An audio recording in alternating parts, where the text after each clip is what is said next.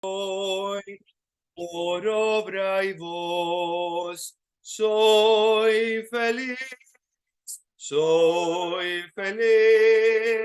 y en su favor me gozaré. En libertad y luz me vi, cuando triunfó en mí la fe, y el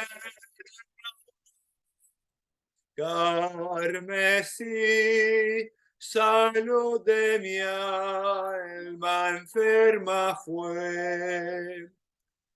Él hizo ya la obra en mí, de Cristo soy y mío es Él. Me atrajo con placer, seguí su voz, conoce todo fiel. Soy feliz, y en su favor me gozaré. En libertad y luz me vi, cuando triunfó en mí la fe, y el carmesí, salud de mi alma enferma fue. Reposa débil corazón, a tus contiendas pon ya fin. Halle más noble posesión, y parte en superior festín. Soy feliz, y en su favor me gozaré. En luz me vi, cuando triunfó en mí la fe, y el carmesí, salud de mi alma enferma fue.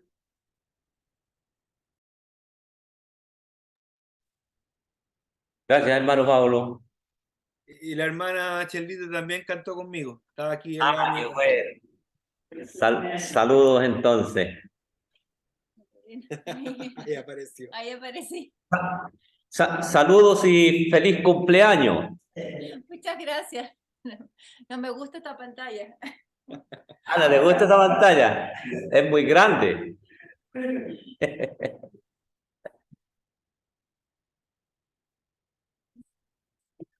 Adelante, no, hermano Pablo. Ya, bueno, vamos a orar. Quizás pueda alguien orar ahí para yo poner en la pantalla mientras tanto el texto de Malaquías, que no lo tengo aquí puesto todavía. Por favor. Ok, hermano. Bendito Padre, una vez más nos reunimos en este lugar, un pequeño grupo de los tuyos. Pensamos en aquellos que no alcanzan a llegar por causa del trabajo. Pensamos en Manuel, en Nelson. Le pedimos a nuestro Padre Celestial que usted le bendiga. Pensamos en la hermana Ángela también, que se pueda conectar.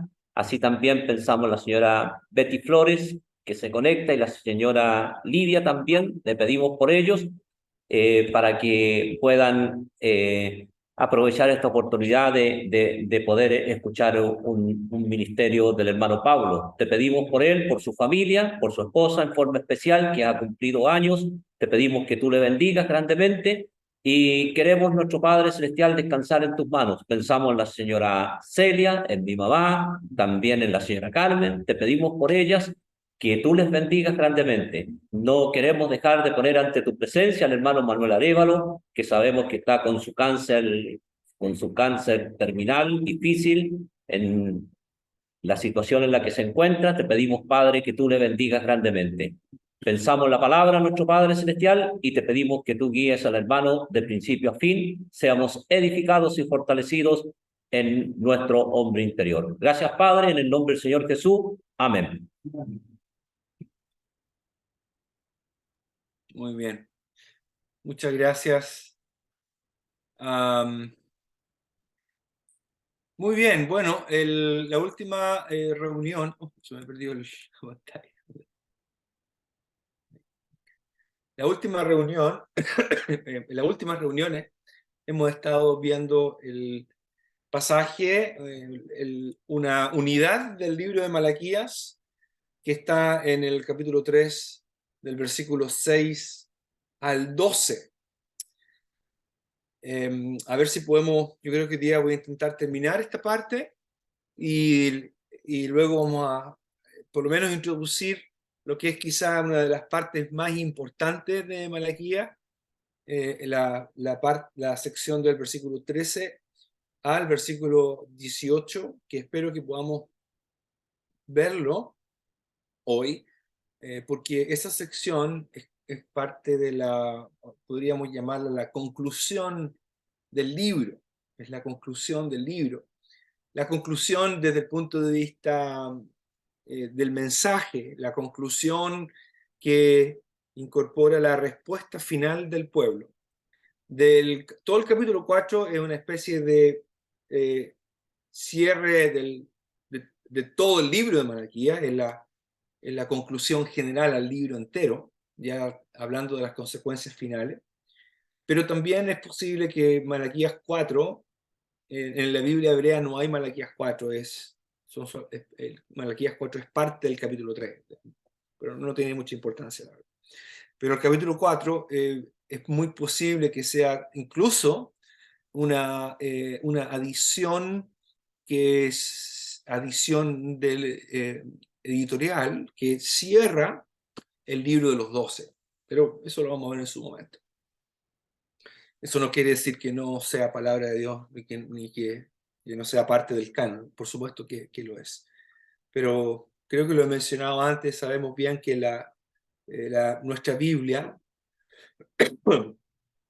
pasó por diferentes etapas editoriales cuando se estaba compilando. Por lo menos hay libros como el libro de Proverbios, es un libro que es una compilación de Proverbios que llegó a tomar su forma final, que conocemos como Proverbios. Eso también estuvo dirigido por el Espíritu. El libro de los Salmos también es una compilación de poemas, ¿verdad? Que fue escrito en mucho tiempo, durante un periodo de tiempo. Ese proceso de compilar también es un proceso que es dirigido por el Espíritu. Y eso no es algo que sea infrecuente. Bueno, la sección que hemos estado viendo en Malaquías, el versículo 6. Perdón, voy a compartir mi pantalla.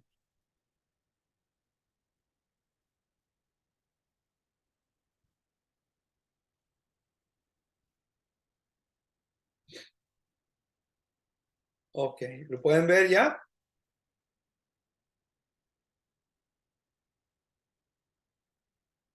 ¿Está bien la letra o lo agrandamos un poquito? Si la puede agrandar un poquito mejor.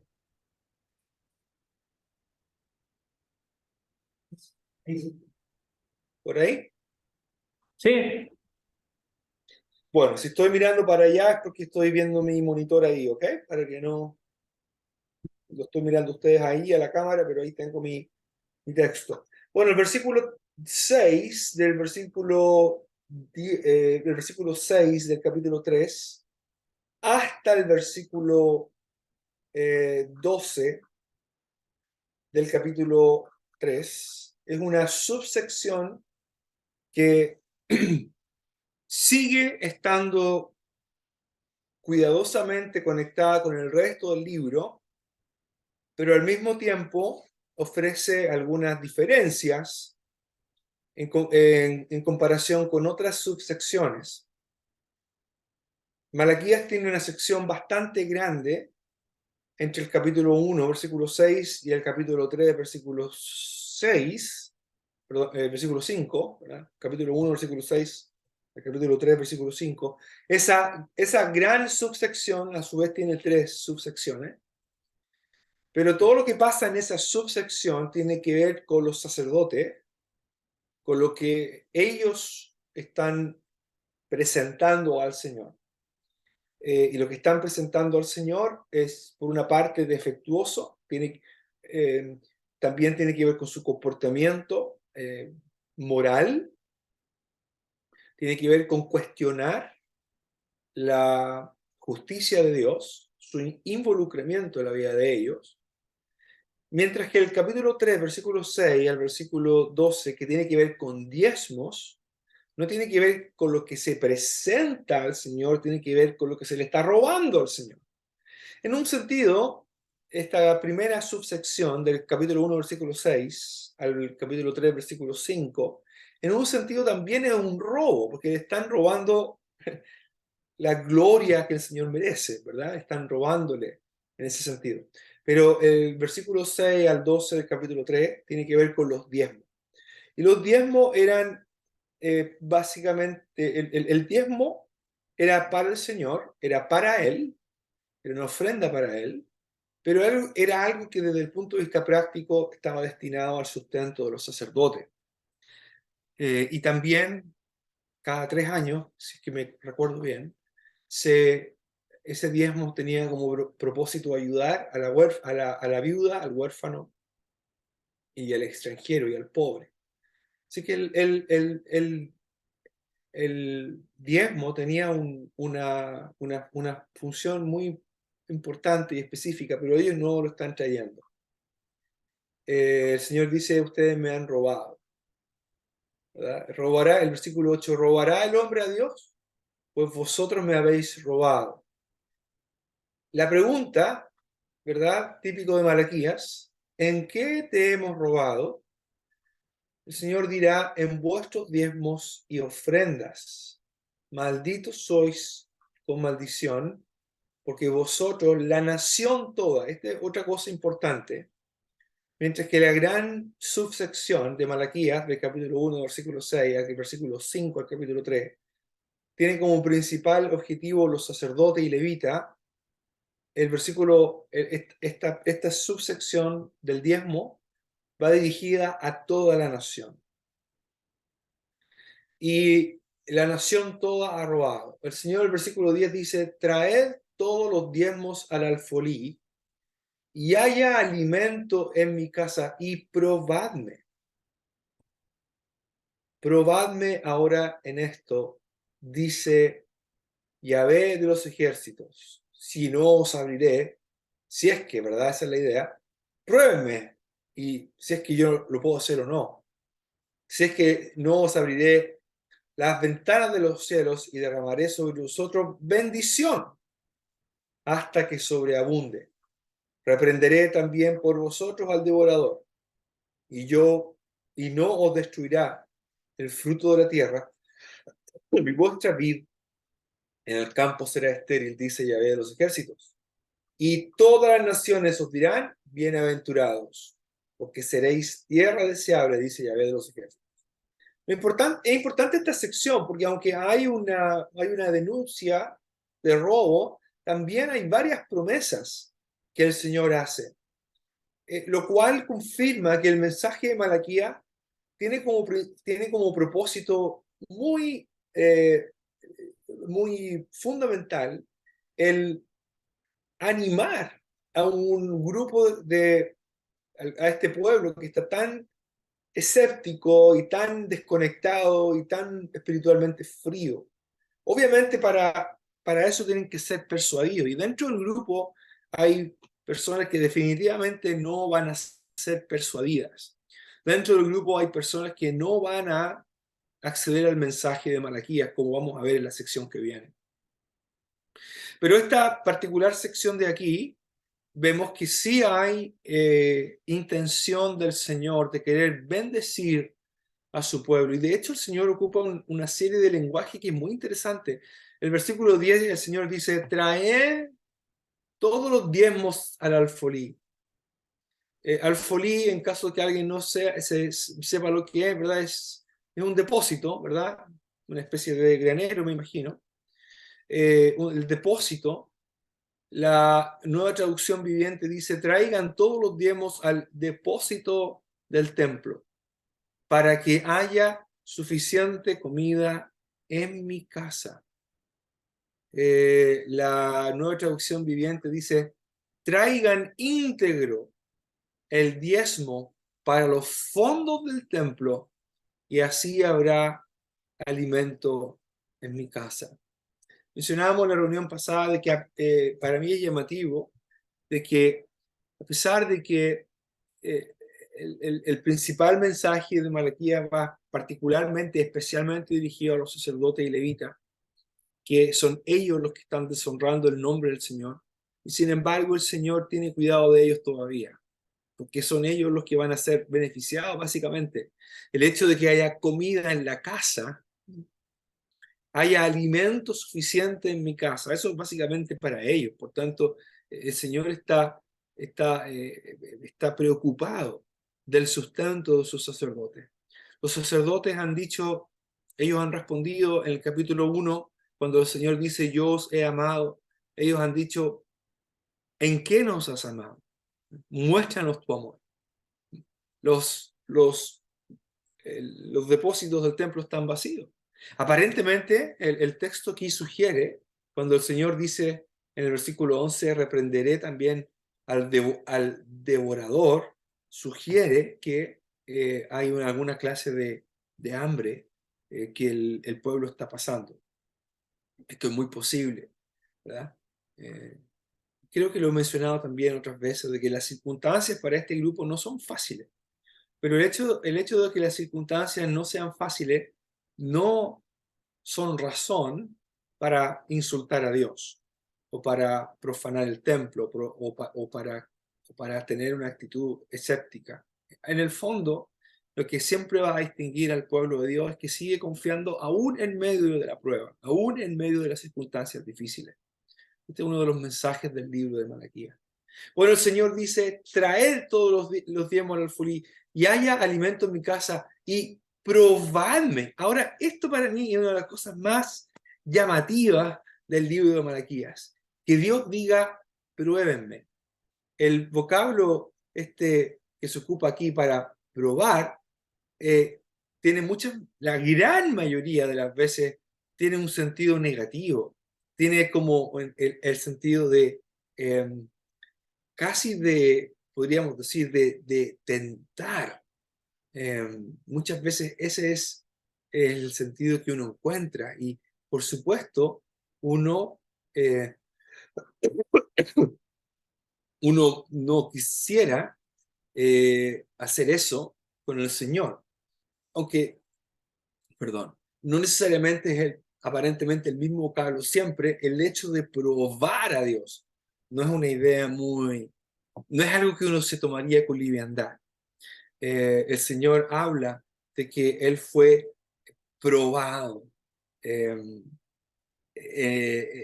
o que fue testeado en el desierto por la incredulidad. El hecho de probar o de tentar a Dios viene de un corazón que es incrédulo.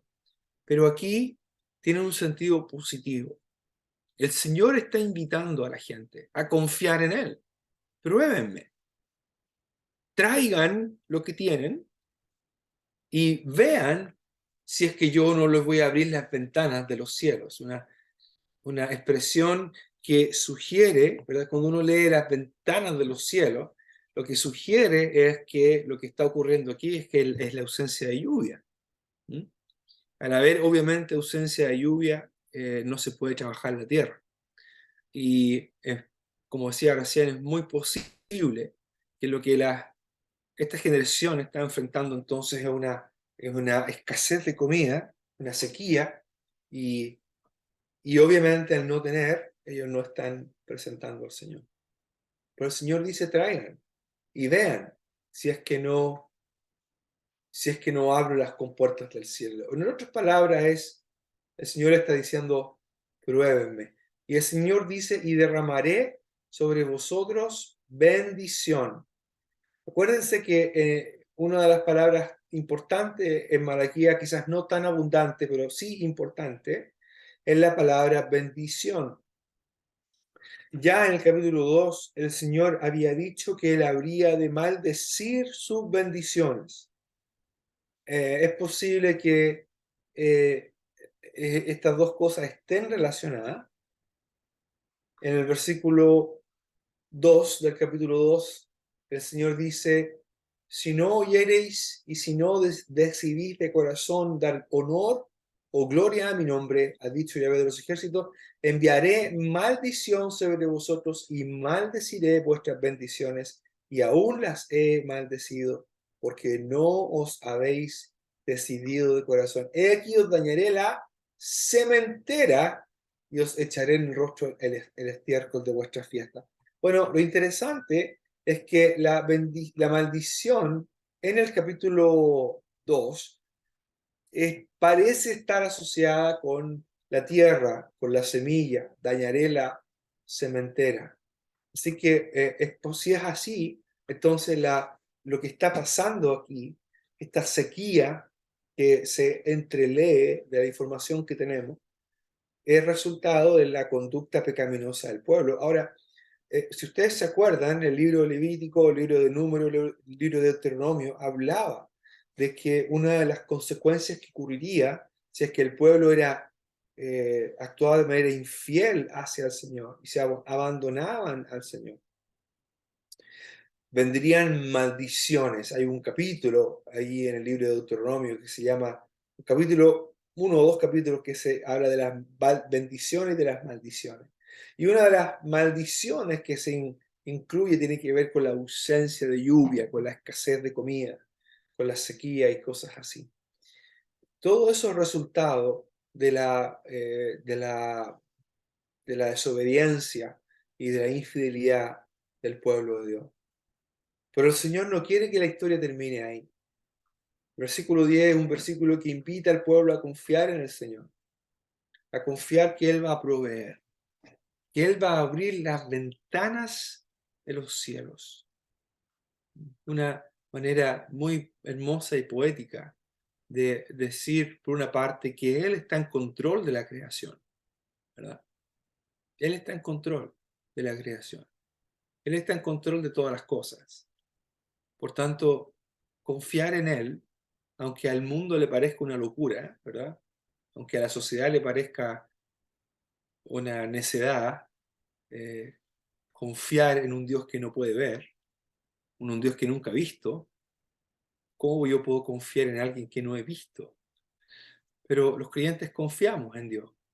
El apóstol Pedro dice, vosotros le amáis sin haberle visto.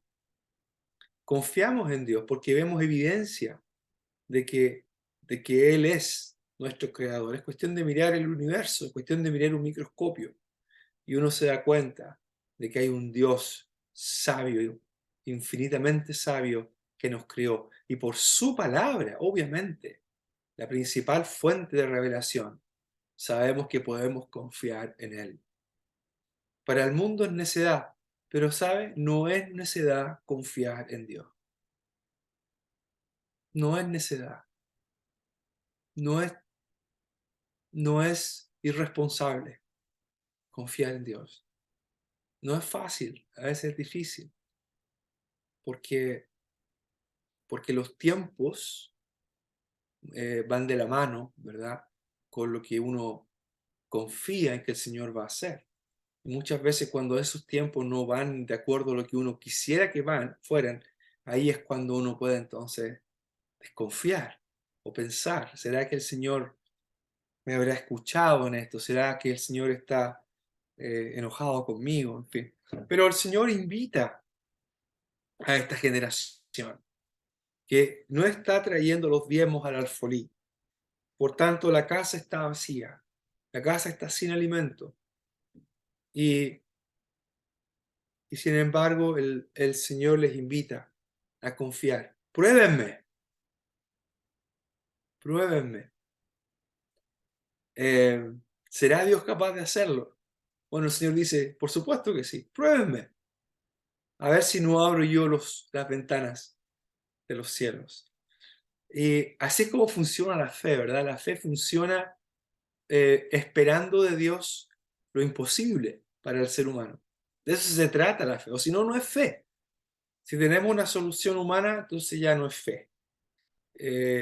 Si hay una lógica detrás y todo un plan lógico y estructurado, entonces ya no es tanta fe.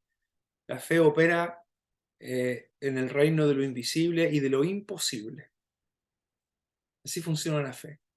La fe opera en el reino de lo invisible y de lo imposible. Así que este es un buen recordatorio. El Señor dice, pruébenme,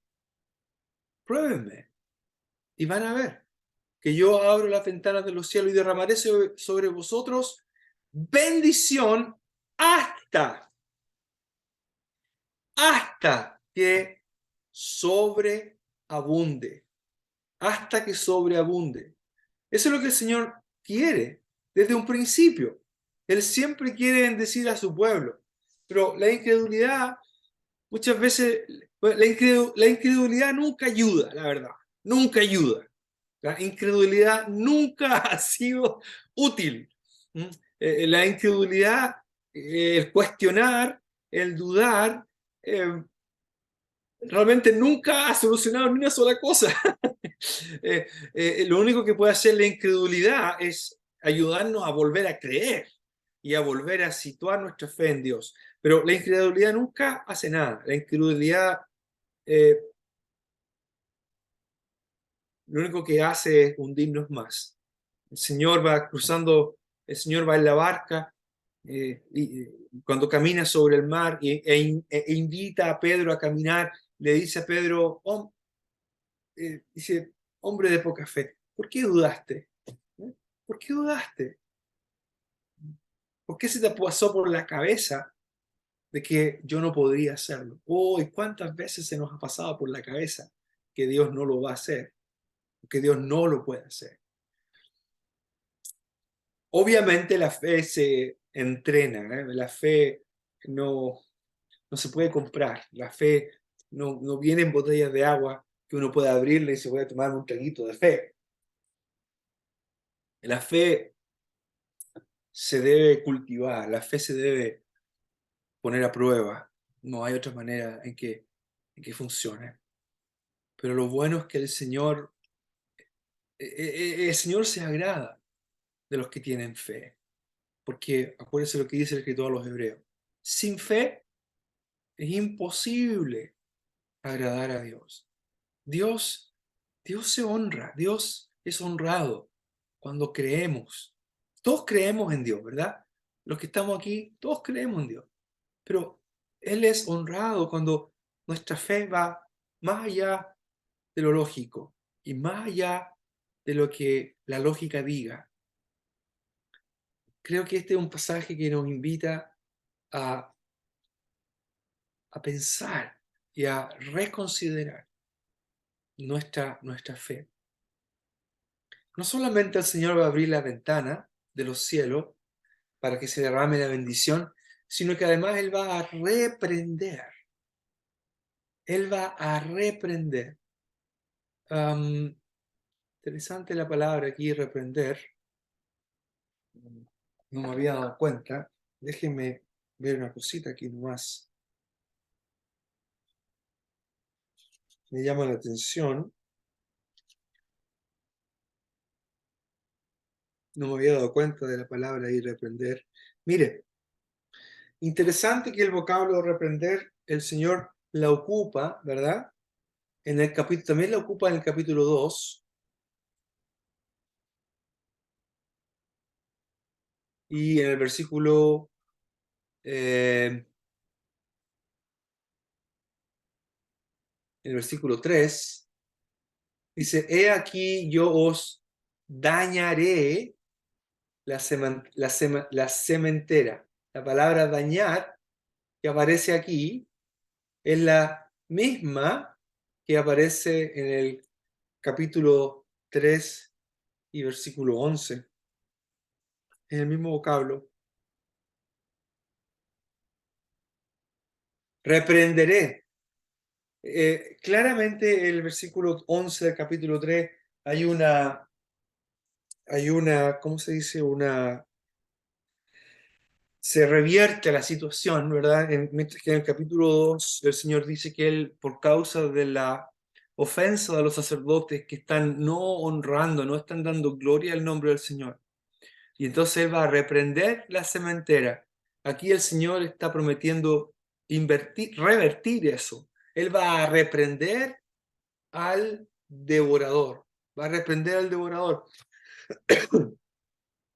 Que entre paréntesis confirma que Malaquías 3, del 6 al 12, aunque el tema es un poquito diferente, sigue estando conectado con la idea general del libro.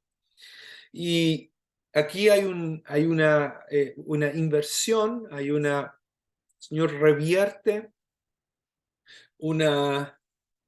esta situación de en vez de reprender a la sementera de ellos o a su simiente, ahora el Señor dice, si ustedes traen el diezmo, aunque no lo tienen, y tienen muy poco, tráiganme el diezmo, pónganme a prueba, pruébenme, confíen en mí, y van a ver que yo soy capaz de abrir las ventanas de los cielos para que haya bendición hasta que sobreabunde. Y no solamente eso, sino que voy a revertir lo que está pasando en el capítulo 2, donde yo estoy reprendiendo a su sementera, pero ahora, si ustedes confían en mí, yo voy a reprender, en vez de a vuestra sementera, voy a reprender al devorador. El devorador es posible que se refiera a la langosta, como dicen algunas traducciones. La Nueva Traducción Viviente dice, sus cosechas serán abundantes porque las protegeré de insectos y enfermedades. La NBI dice, exterminaré a la langosta. La langosta era más común, el insecto más temido, la plaga más temida, como hoy día en Chile es temida la mosca de la fruta, ¿verdad? Que arruina las cosechas, arruina la fruta, arruina los campos, en fin. Allá, en ese tiempo, lo más temido era la langosta y se le llama el devorador. Posible. Y eso, porque eso es lo que la langosta hacen. Si ustedes vieron una película que se llama Bichos, me imagino que los niños ahí atrás, me imagino que el Samuel y la Isabela han visto la película Bichos. ¿La vieron, cierto? ¿Verdad? No, no han visto la película Bichos o no le gustó. Bueno, en la película Bichos hay una langosta, hay unos saltamontes, hay una frase que la reina de las hormigas ocupa y dice, ellos comen y luego se van. ¿Eh? Eso es lo que hacen las langostas, comen y luego se van. Así le llaman a algunos adolescentes cuando tienen que comer, ¿verdad? Comen y luego se van.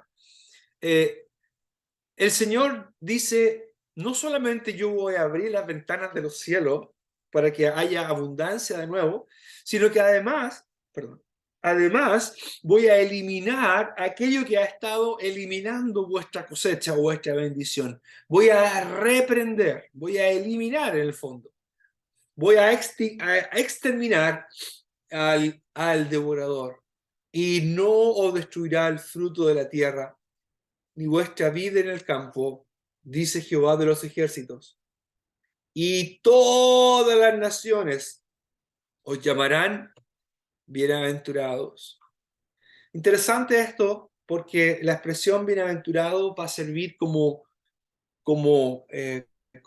puente, como transición con la sección que viene ahora, porque hay un gran contraste que vamos a ver ahora mientras introduzco la última sección. Pero el Señor dice, como resultado de vuestra bendición, como resultado de que ustedes confiaron en mí y que las ventanas de los cielos son abiertas y que el devorador es exterminado por mí, y como van a tener otra vez abundancia en el campo, las naciones les van a llamar bienaventurados. Ustedes son bienaventurados. Son bienaventurados porque tienen abundancia, porque el Dios de ustedes los bendice, porque el Dios de ustedes los protege. Ustedes son bienaventurados. porque están disfrutando de algo que a lo mejor nosotros no podemos disfrutar. Ustedes tienen una relación con Dios y eso se ve de manera práctica. Porque seréis tierra deseable. Esta es una sección bastante importante aquí en Malaquías, la verdad. Muy importante. Y así termina, por decirlo de una manera, el último mensaje profético, la última parte de mensaje para el pueblo, porque lo que viene ahora, aunque hay algo de mensaje profético, la sección del versículo 13 al 18 es básicamente un registro de la respuesta que hay entre dos grupos de personas. No olvide lo que hemos visto en la sección que acabamos de ver, donde como resultado de confiar en el Señor y por tanto llevar el diezmo que no han estado llevando, como resultado de ese acto de fe, Dios ha abierto las ventanas de los cielos, Dios ha sido probado en el buen sentido de la palabra, han confiado en Él, el Señor abre las ventanas de los cielos, reprende al devorador y hay abundancia en la tierra. Y ahora ellos son llamados por las demás naciones bienaventurados. Ustedes son bienaventurados por confiar en el Señor. Ustedes son bienaventurados por la abundancia que tienen del Señor. Son bienaventurados por la protección que tienen y disfrutan de parte del Señor. Y el contraste va a venir ahora, en el versículo 3, en el versículo 13. Entonces voy a leer esta última, bueno, digamos penúltima, pero la última sección antes de que llegue el cierre final del libro. Vuestras palabras contra mí han sido violentas, dice Yahvé. Pero ustedes dirán, creo que esa es la mejor manera de traducir esta expresión. Cada vez que ustedes se encuentren con esta frase y dijisteis, es mejor traducirlo, pero ustedes dirán, ¿ok? Pero ustedes dirán o dijisteis, ¿qué hemos hablado contra ti? Y ahora el Señor en el versículo 14 dice, ¿qué es lo que ellos han hablado contra Él? Habéis dicho, por demás es servir a Dios. ¿Qué aprovecha que guardemos su ley y que andemos afligidos en presencia de Jehová de los ejércitos? Decimos pues ahora, ¿qué es lo que dice este grupo? Este, hermanos, es el grupo que no ha sido persuadido por el mensaje del profeta. Este es el grupo que finalmente no reacciona. Este es el grupo que mantiene su visión baja, pobre de la persona de Dios. Este grupo no cambia. Este grupo dice, bienaventurados. ¿Te fijas? Bienaventurados. ¿Quiénes? Los soberbios y los que hacen impiedad. Bienaventurados son los soberbios y los que hacen impiedad. Perdón, bienaventurados son los soberbios y los que hacen impiedad no solamente son prosperados, sino que tentaron a Dios. El vocablo tentar es el mismo vocablo ocupado en la sección anterior donde el Señor dice, probadme. Voy a volver aquí porque esto nos va a tomar bastante tiempo esta sección. Y hoy día lo voy a introducir nomás, ¿ok? No solamente son prosperados, sino que tentaron a Dios y escaparon. Este es el grupo número 1. Este es el grupo que no ha sido persuadido. Este es el grupo que no se convenció con el mensaje del profeta, que no se convence con las palabras de Dios. Este grupo dice, mientras que anteriormente el Señor dijo, si ustedes confían en mí y traen el diezmo, yo les voy a abrir las ventanas de los cielos, voy a reprender al devorador, van a tener abundancia y las naciones les llamarán bienaventurados. Pero este grupo, que ha sido un grupo que sigue sin arrepentirse. Ellos dicen, nosotros llamamos bienaventurados a los soberbios. Ellos son los bienaventurados. Nosotros llamamos bienaventurados a los impíos. ¿Sabe por qué los llamamos bienaventurados? Porque ellos prosperan. Ellos prosperan y además no solamente son prosperados, sino que además tientan a Dios y escapan. Noten, hermanos, el erróneo concepto que ellos tienen de Dios. Su concepto de Dios está totalmente deformado. El segundo grupo, en el versículo 16, dice, entonces, quizás aquí sería mejor, pero. ¿Okay? Pero.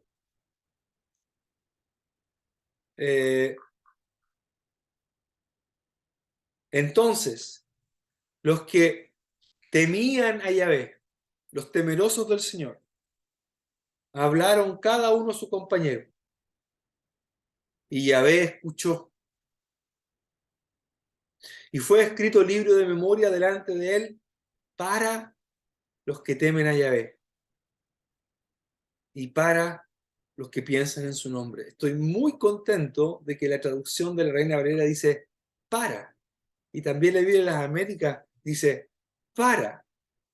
Esto lo voy a explicar en otra reunión porque hay harto que explicar aquí. Pero dejémoslo ahí por ahora. Y delante de él, para los que temen a Jehová, o Yahvé, y para los que piensan en su nombre, y serán para mí especial tesoro, ha dicho Yahvé de los ejércitos, en el día en que yo actúe, y los perdonaré, como el hombre que perdona a su hijo que le sirve.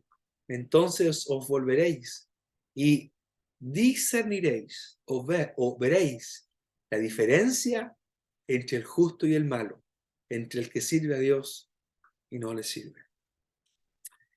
Bueno, esta sección final es la respuesta final. Y como pueden ver, hay dos grupos solamente. Hay dos grupos. Hay un grupo que definitivamente no cree las palabras del profeta, no responde al mensaje profético.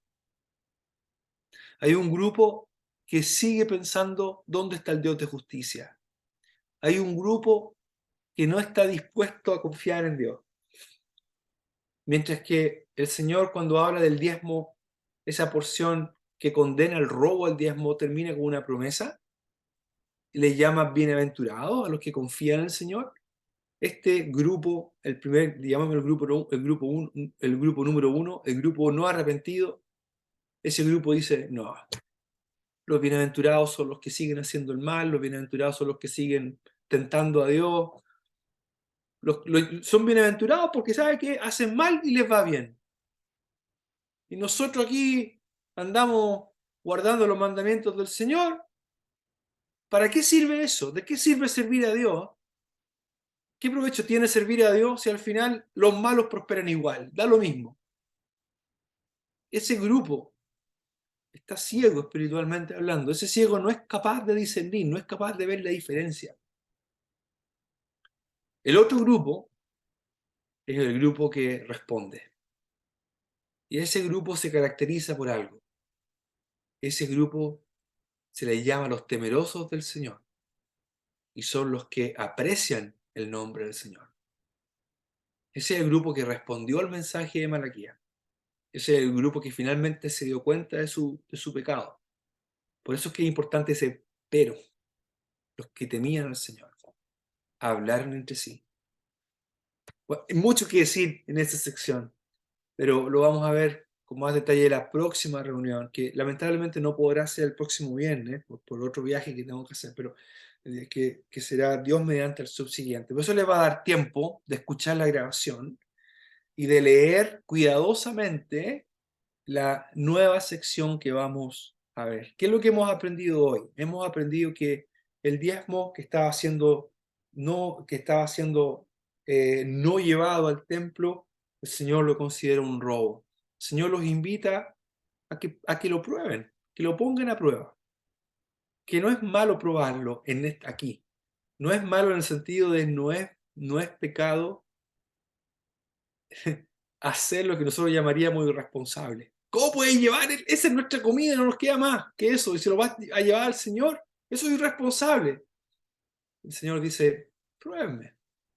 Lo que ustedes me traigan como ofrenda, como diezmo, van a ver lo que yo hago. Yo voy a hacer mucho, mucho más.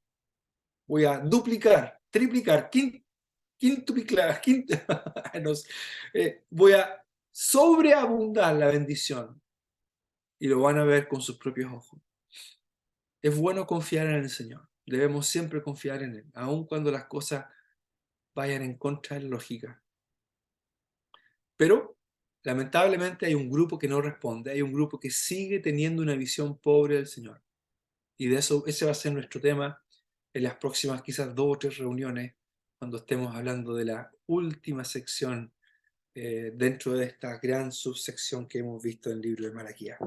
Pero por ahora vamos a quedar hasta aquí, para que podamos ya orar, despedirnos y meditar lo que hemos leído.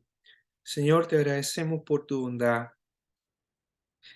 Te damos gracias que tu mensaje siempre es un mensaje que viene con esperanza, o al menos la mayoría de las veces. Algunas ocasiones vamos a ver que el mensaje entregado ya es demasiado tarde, ya no hay vuelta atrás. Pero aquí en Malaquía hay esperanza. En Malaquía hay esperanza de volver a confiar en ti, de volver a ti, de confiar en ti. Hay esperanza de volvernos a ti y reconocer la grandeza de tu nombre y de tu persona. Señor, ayúdanos a siempre confiar en ti. Todos los días vamos a ver razones para no confiar. Todos los días vamos a ver circunstancias que nos llevan a dudar. Ayúdanos a nunca olvidar quién tú eres, aun en las cosas más domésticas, Señor. Padre nuestro, tú que estás en el cielo, tú que controlas este universo, tú que dominas con bondad, con gracia, con gentileza y eh, con generosidad. Tú que gobiernas este universo, ayúdanos a siempre a confiar en ti, a honrarte, Padre, confiando en ti. Bendice a cada hermano, a cada hermana allí en la pequeña localidad de Santa María. Ayúdales, Padre, guárdales, protégeles y bendíceles. A todos nosotros, hasta que nos reunamos para siempre en nuestro hogar eterno junto a ti. En el nombre del Señor Jesús te lo pedimos. Amén.